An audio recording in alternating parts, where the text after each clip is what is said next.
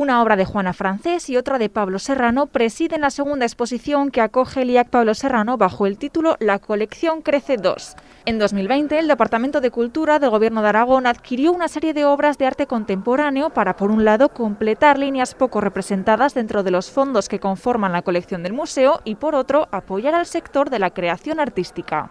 Por tanto, con esto damos ya un cumplido el objetivo que teníamos desde el propio museo de mostrar a la ciudadanía las obras adquiridas, que evidentemente a partir de ahora entrarán en proyectos expositivos que puedan ir surgiendo y demás, pero queríamos mostrarlo de una manera clara y decidida para que la ciudadanía viese cuál había sido esa intervención. Así, obras de 18 artistas aragoneses o residentes en la comunidad se han sumado a la colección.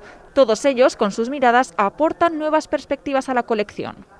Sinceramente y honestamente, que el objetivo se ha cumplido de una manera bastante satisfactoria en esa vertiente de ayuda y acompañamiento al sector de las galerías y también a los artistas plásticos que las galerías gestionan. Las líneas planteadas transitan desde la búsqueda de un espacio protector hasta el aislamiento o la soledad.